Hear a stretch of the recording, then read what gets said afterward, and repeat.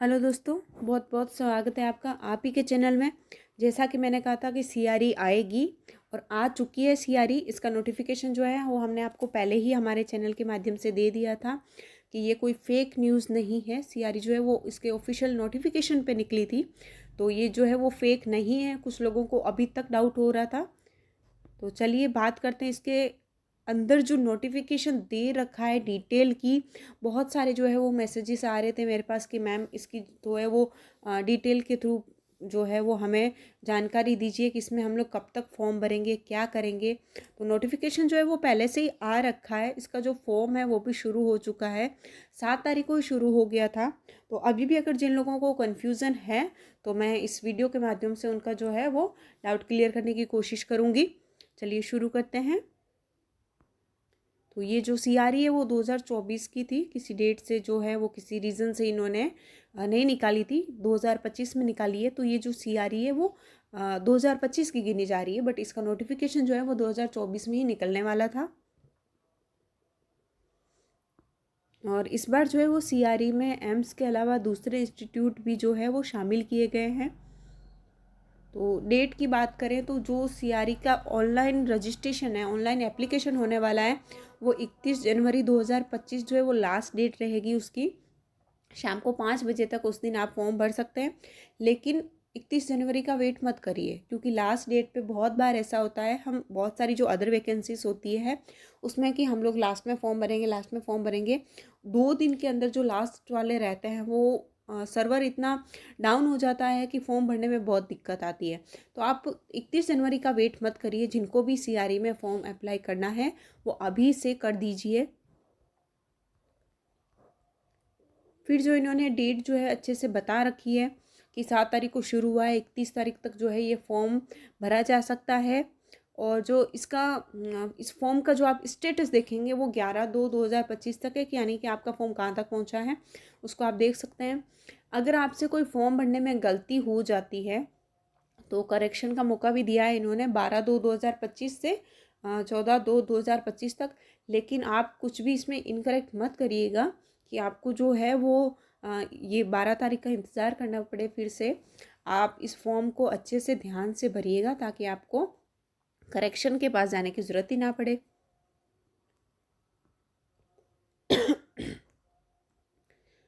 फिर बात करते हैं date of issue of admit card.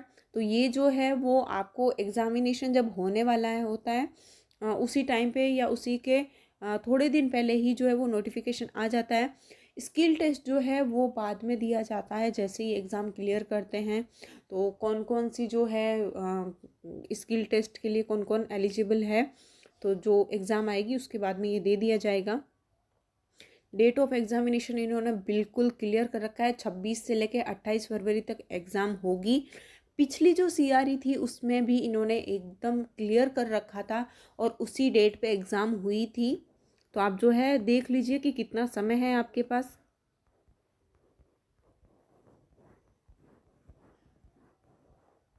फिर जो इंट्रोडक्शन दे रखा है, कौन कौन से इंस्टीट्यूट जो है इस बार शामिल हुए हैं सीआरई में, तो वो दे रखा है, एड्रेस है उनका और वेबसाइट दे रखी है।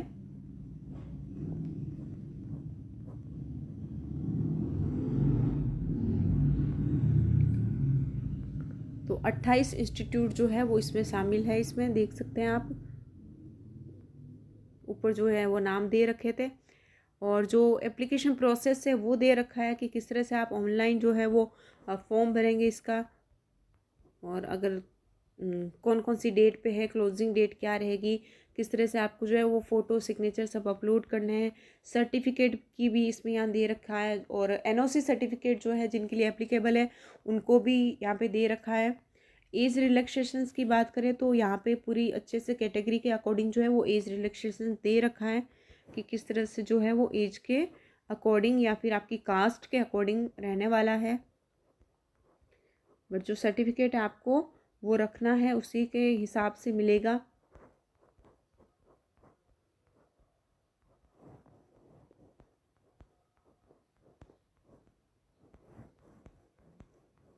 सीआरई का बहुत टाइम से इंतज़ार था, फ़ी की बात करें तो यहाँ पे जो है वो जनरल और ओबीसी कैंडिडेट्स के लिए 3,000 रुपये दे रखी है फ़ी कि इतनी आपको ऑनलाइन प्रोसेस के थ्रू फ़ीस लगने वाली है। ST SC जो कैंडिडेट है, EWS कैंडिडेट है, उनके लिए 2,400 रुपये, और जो डिसेबिलिटीज़ है, पर्सन विद डिसेबिलिटीज़, उनके लिए फ़ीस जो है वो नील है, एग्जाम्प्टेड कर रखी है। तो आप जब फॉर्म भरेंगे तो ध्यान से भरिएगा, ये फ़ी कम नहीं होती है तो, और ना ही रिफ़ंड होती है। तो जो है वो आप अच्छे से इसको फॉर्म को देख के भरिएगा। सेंटर जो है वो नहीं दे रखा है अभी से इन्होंने। एक आपको इसके लिए एक बताती हूँ कि जिस तरह से जिस भी एम्स के लिए, या फिर बात करें कि नंबर ऑफ़ एप्लीकेशंस कितनी आती है, उस पर डिपेंड करता है कि जो है वो आपका सेंटर कैसे रहेगा। अगर किसी जगह से कम एप्लीकेशंस आए हैं, एग्जाम्पल के तौर पे कहूँ तो अगर 50 ही एप्लीकेशन आए हैं, तो उस जगह का सेंटर जो है वो नहीं देंगे, बल्कि थोड़ा सा दूर या कहीं और सेंटर दिया जाएगा उनको। तो ये तो बाद की बात है। CBT जो है वो होने वाली है इस एग्ज़ाम में। मीडियम ऑफ एग्जामिनेशन की बात करें तो जो है वो इंग्लिश और हिंदी रहेगा, बट वो जो है वो पोस्ट के अकॉर्डिंग रहने वाला है। और जो क्वालिफ़िकेशन है, क्वालिफाइंग एंड अदर क्राइटेरिया है, तो जो है वो इस बार 100 नंबर का पेपर होगा, जिसमें से हर एक क्वेश्चन को 4 नंबर दे रखे हैं, यानी कि जो है वो 100 नंबर का 100 जो है वो क्वेश्चंस आने वाले हैं, हर एक के लिए 4 नंबर रहेंगे, यानी कि जो टोटल है वो 400 नंबर का पेपर हो जाएगा, जिसमें से क्वालिफाइंग जो मार्क है वो लाने ज़रूरी हैं। तो जो 40% है वो UR और EWS के लिए, 35% जो है, यानी कि आपको पेपर का, टोटल पेपर का इतने परसेंट तो लाना ही है। अदरवाइज़ अगर इतने परसेंट नहीं आएंगे तो जो है वो आप बेसिक क्वालिफिकेशन जो है, बेसिक जो क्वालिफाइंग मार्क होते हैं, अगर वो आप कवर नहीं करेंगे तो आप इस एग्ज़ाम के लिए, यानी कि जो है उस एग्ज़ाम को आप क्लियर ही नहीं कर पाएंगे। फिर जो 35% है वो OBC के लिए, 30% जो है वो SC और ST के लिए है, और PWBD के लिए जो है वो 30% दे रखे हैं।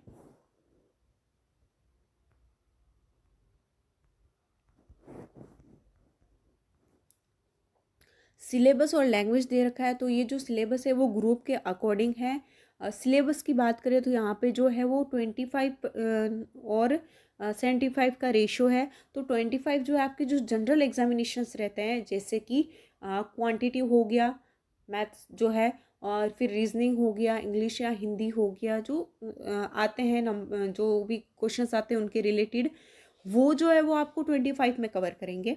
प्लस जो 75% की बात है, या 75 जो है रेशो, उसमें जो है वो आपका सब्जेक्ट रिलेटेड रहेगा। जैसे कि फर्स्ट इसमें जो दे रखा है असिस्टेंट डाइटिशियन और जो डेमोन्स्ट्रेटर है, तो उनके लिए देखें तो यहाँ पे फूड एंड न्यूट्रिशन और डाइट्स जो है वो 75% का इनका जो है वो सब्जेक्ट ये चीज़ कवर करेंगे। तो the syllabus will be in according with the level of education, qualification and experience as mention in the qualification. तो जो है वो सब्जेक्ट के अकॉर्डिंग जो है वो 75 नंबर का क्वेश्चन जो है वो आने वाले हैं। जिस भी पोस्ट के लिए स्किल टेस्ट दे रखा है वो इन्होंने यहाँ पे ऑलरेडी यहाँ पे दे रखा है कि कौन सी पोस्ट के लिए जो है वो टाइपिंग टेस्ट होने वाला है, स्किल टेस्ट होने वाला है। लैंग्वेज इन्होंने पहले से ही मेंशन कर रखी है कि कौन से ग्रुप के लिए कौन सी लैंग्वेज आने वाली है। तो ये जो है वो जितने भी ग्रुप है एग्ज़ाम के वो साफ साफ दे रखा है।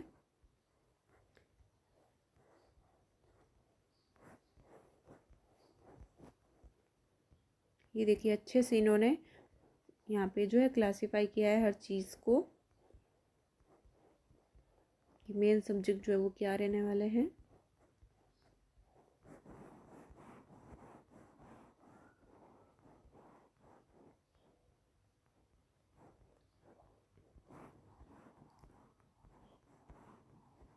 ये जनरल कंडीशंस दे रखी है।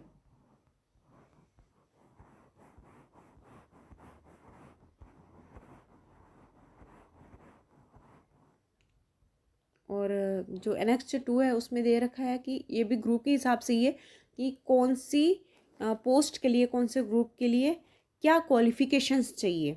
तो आप जिस भी पोस्ट के लिए आप अपना अप्लाई करने वाले हैं, उस पोस्ट के अकॉर्डिंग आप क्वालिफ़िकेशन देख के फिर अप्लाई करिएगा। और इंस्टीट्यूट दे रखे हैं कि कौन सी पोस्ट जो है वो कौन से इंस्टीट्यूट में निकली है, क्या उसमें एज लिमिट रहने वाली है, पे लेवल जो है वो आपको किस हिसाब से मिलेगा और उस पोस्ट के अकॉर्डिंग क्या क्वालिफिकेशन रहेगी, वो साफ साफ दे रखा है। तो आप जिस भी पोस्ट के लिए अप्लाई करने वाले हैं वो देख लीजिएगा। इस बार इन्होंने चॉइस नहीं दी है कि आप मान लीजिए एग्जांपल के तौर पे कि आप नागपुर एम्स में जाना चाहते हैं तो आपको नागपुर एम्स की चॉइस नहीं मिलने वाली, बल्कि आपको सारी ही एम्स जो है उसमें या फिर जो भी इंस्टीट्यूट है वो दे रखे हैं। आपके जो एग्ज़ाम आप जब क्लियर करेंगे तो आपको जो है जिस भी एम्स या फिर जिस भी इंस्टीट्यूट में ज़रूरत होगी वो जो है वो ऑलरेडी आपको दे दिया जाएगा। जब आप इसमें मेरिट लिस्ट में आ जाएंगे तो वो जो है ये लोग खुद ही अलॉट कर देंगे।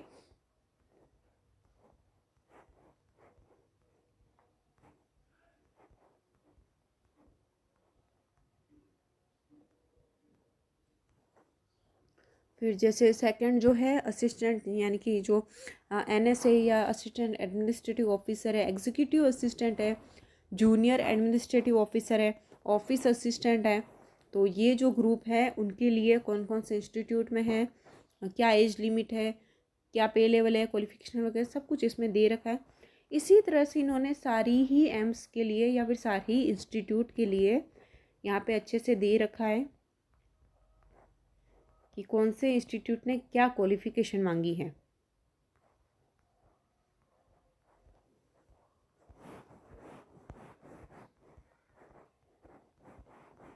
कुछ लोगों के ऐसे मैसेजेस भी थे कि मैम आप कोचिंग करवाते हैं या फिर आप कौन सी कोचिंग को सजेशन देते हैं।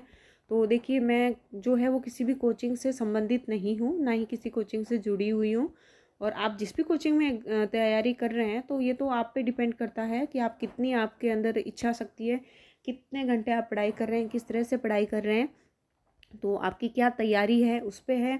और जो लोग हैं वो अगर इन्होंने कभी भी एग्ज़ाम की प्रिपरेशन नहीं की है, जो इन्होंने कभी भी पढ़ाई नहीं की है, वो सोच रहे हैं कि सीआरई का हम वेट कर रहे थे और अभी सीआरई आ गई है तो हम कोई कोचिंग ज्वाइन कर लेते हैं और बस 1 महीने की तैयारी में हम लग जाएंगे, तो वो लोग पूरी तरह से गलत सोच रहे हैं। क्योंकि ये जो है ये टाइम आपके रिवीजन का है। कुछ भी नई चीज़ आप इसमें सोच रहे हैं कि मैं सीख जाऊंगा और इतने बड़े सिलेबस को मैं कवर कर लूँगा, तो ये चीज़ तो देखिए पॉसिबल नहीं है। हम सब जानते हैं कि मेहनत का फल मीठा होता है, लेकिन उस मीठे फल को खाने के लिए हमें हर दिन मेहनत करनी पड़ती है। तो जो पहले से ही जिनकी प्रिपरेशन थी उनके लिए अभी आप रिवीजन करिए और जो भी आपका सिलेबस है इसमें वो एक बार देख लीजिए।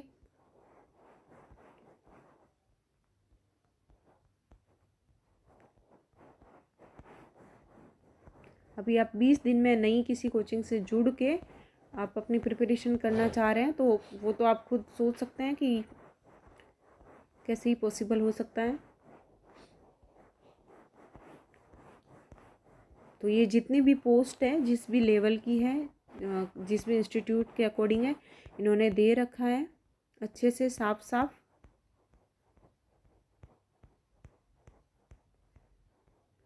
और मेरे पास जो है वो जिस भी तरह की जानकारी आएगी एम्स के रिलेटेड है या इंस्टीट्यूट के रिलेटेड है या सीआरई के रिलेटेड है, जो पेपर्स आने वाले हैं या फिर जो पेपर मेरे पास हैं, जहाँ से मैं क्वेश्चन जो है वो निकाल के आप लोगों के पास जो है वो पहुँचाती हूँ, तो वो जो है वो और भी मेरे चैनल के थ्रू आने वाले हैं। CCS रूल्स के हो गए हैं या फिर कोई कॉमन क्वेश्चंस हो गए हैं जो आ सकते हैं एग्ज़ाम में, तो उस तरह का जो है वो भी मैं एक दो या फिर और भी जो पेपर है वो मैं आपके साथ शेयर करने वाली हूँ। सीआरई से संबंधित ही रहेगा वो भी, तो आपकी तैयारी में जो है वो हेल्पफुल रहेगा। तो उसके लिए भी मैं जो है आगे वीडियो डालने वाली हूँ। काफ़ी अच्छा और एकदम क्लियर करके ये नोटिफिकेशन निकाला है इस बार।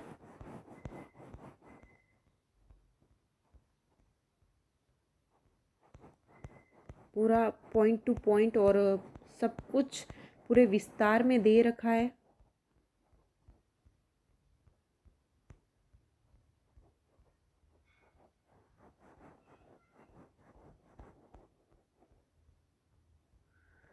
और आप लोगों के जो भी क्वेश्चन रहेंगे कि किसी भी चीज़ का डाउट रहेगा कि मैम ये फॉर्म कैसे हम भरेंगे या फिर इसमें क्या क्या हम लोगों को क्या तैयारी रखनी है। तो आप जो तैयारी है वो आप अपने सिलेबस के हिसाब से रखिए। आप जो पहले से तैयारी करते आए हैं वो रिवीजन होएगा। और भी कोई क्वेश्चंस जो रहेंगे आप मुझे मेरे टेलीग्राम के चैनल पे या फिर जो व्हाट्सअप ग्रुप बना हुआ है उसके थ्रू भी पूछ सकते हैं। मैं हर क्वेश्चन का जो है वो जवाब देने की कोशिश करती हूँ कि आप लोगों का जो डाउट है वो क्लियर करूँ।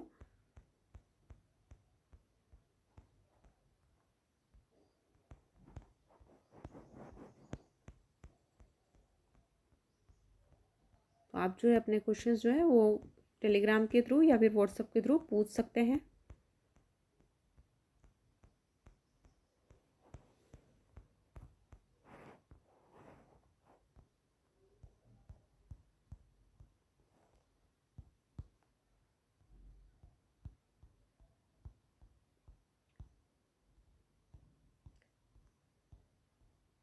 आगे जो ये नोटिफिकेशन में दे रखा है यहाँ पे जो है वो कैटेगरी के अकॉर्डिंग, यानी कि आपकी जो कास्ट कैटेगरी होती है उसके अकॉर्डिंग कौन से इंस्टीट्यूट में कितनी पोस्ट है वो दे रखा है। जैसे कि आप देख पा रहे हैं इसमें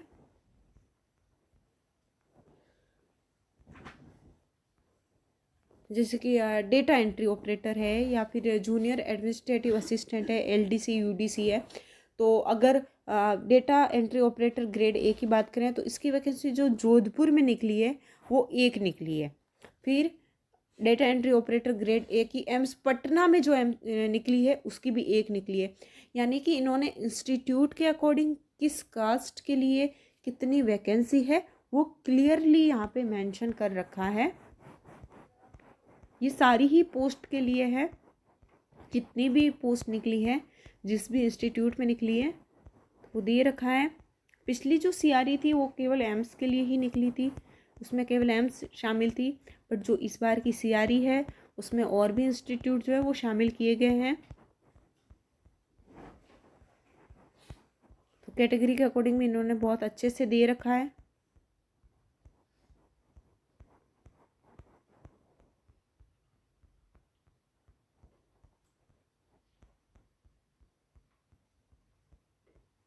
काफ़ी बड़ा और भारी भरकम नोटिफिकेशन निकाला था। तो ये जो है वो पूरा अच्छे से मैंने आपको क्लियर करने की कोशिश की है। अगर इसके बावजूद भी आपके कुछ क्वेश्चंस रहते हैं तो आप बेझिझक जो है वो व्हाट्सएप ग्रुप में या फिर जो टेलीग्राम का चैनल है उसके थ्रू पूछ सकते हैं। मैं आपके क्वेश्चंस का जवाब देने की पूरी कोशिश करती हूँ और आगे भी करती रहूँगी। जो भी आपके जेन्युइन क्वेश्चन है प्लीज़ आप पूछ सकते हैं। तो ये जो नोटिफिकेशन है वो यहाँ पे इतना ही था। आगे जो है वो एनेक्चर वगैरह दे रखे हैं तो आप इसकी लास्ट डेट का बिल्कुल इंतज़ार मत करिए। आप जो है अगर आप इस सीआरई में इंटरेस्टेड हैं तो आप अपनी तैयारी को अच्छे से रखिए और फॉर्म भर दीजिए। ध्यान से फॉर्म भरिएगा क्योंकि फ़ीस जो है वो अच्छी खासी है, रिफ़ंड नहीं होने वाली है। फिर आप सोचेंगे कोई बात नहीं, अगर एक आध चीज़ गलत हो गई तो जो डेट तो इन्होंने दे रखी है तो ऐसी वैसी गलती नहीं करनी है। भरिए उसको आराम से, 2 बार पढ़ के भरिएगा। और कुछ डाउट हो तो आप ज़रूर पूछ सकते हैं। मैं यहाँ पे जो है यहाँ पे अपने वीडियो को यहाँ पे एक पूर्ण विराम दे रही हूँ क्योंकि मैं नया जो नोटिफिकेशन है बहुत जल्द ला रही हूँ आपके पास में। इसी से रिलेटेड क्वेश्चंस जो आने वाले हैं, किस तरह से क्वेश्चंस पूछेंगे, जो मैंने आपको पहले बताया था कि 75 का रेशो है, 25 का जो है वो जनरल क्वेश्चंस आने वाले हैं तो उसका किस तरह से पूछेंगे, इस पे जो एक डेमो पेपर जो है वो मैं आपके पास ला रही हूँ।